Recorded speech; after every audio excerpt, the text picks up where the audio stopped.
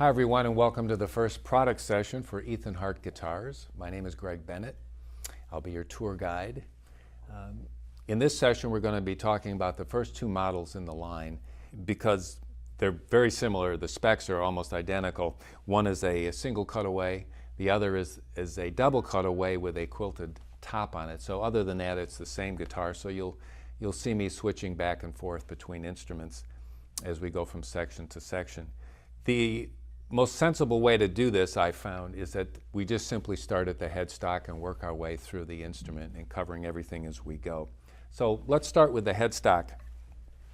For most companies, the headstock design really is an extension of the brand identity. It tries to capture the feeling of the entire brand, and of course it makes a very convenient place to put the machine heads. There are, however, a lot of features contained in the headstock that really can make a significant improvement in the way the guitar performs, and they're rarely talked about. So we'll start first off with the angle. If you check it out there, that's a 17-degree headstock angle, and the reason for that is the greater that angle, as you increase that angle of the headstock, you also increase the string angle over the nut. And when you increase that string angle, you increase the bearing pressure at that point of contact. You intensify the connection that the string makes to the body, or in this case, the nut. And when you do that, when you strum those strings, that energy comes up to the nut and has a very difficult time passing over and being lost or dissipated into the headstock. So instantly you pick up improvements in attack and sustain, and the string is just hotter. Secondly, if you look at the design of the headstock, you'll find that it's a little bit smaller, it's a little more compact, and there's a number of things that the guitar benefits from that. The smaller design means you have a smaller resonant surface, a smaller area to take up energy and vibrate. Anything vibrating on the guitar, anything resonating, is taking that energy from the string. So simply by doing that, you're leaving more energy on the string.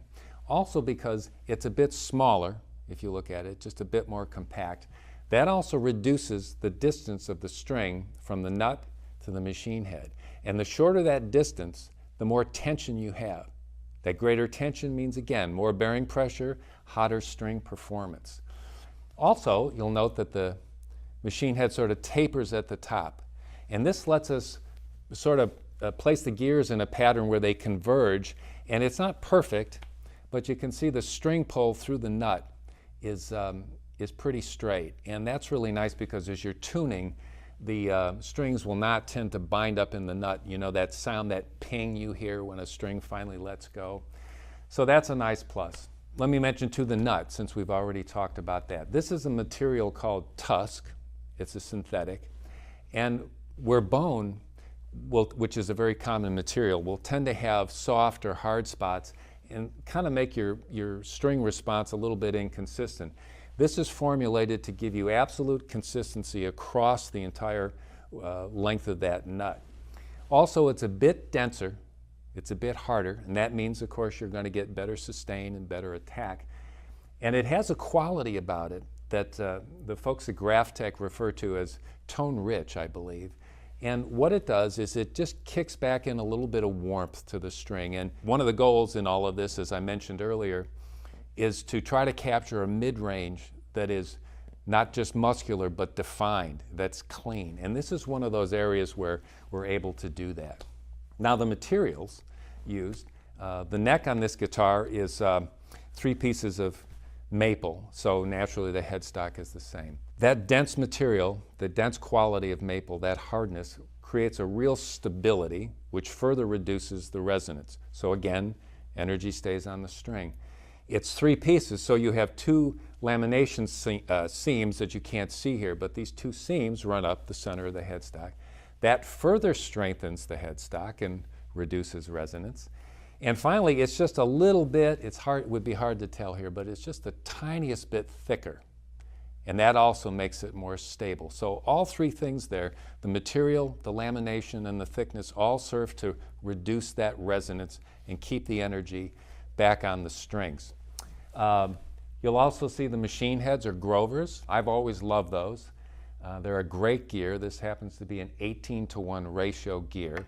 And that means that for every 18 turns of that button, you're getting 1 rotation on the string post. And that allows you to have great accuracy. The post won't jump as you tune it. It's going to be very smooth and very accurate. So, and once you're in tune, it sort of stays there. It's also a die-cast sealed machine head, which means that it's permanently lubricated. You don't get the dust and debris in there that can kind of bog down the gears. So as you've just seen, we covered 9 or 10 features on the headstock alone that really impact the performance of the guitar.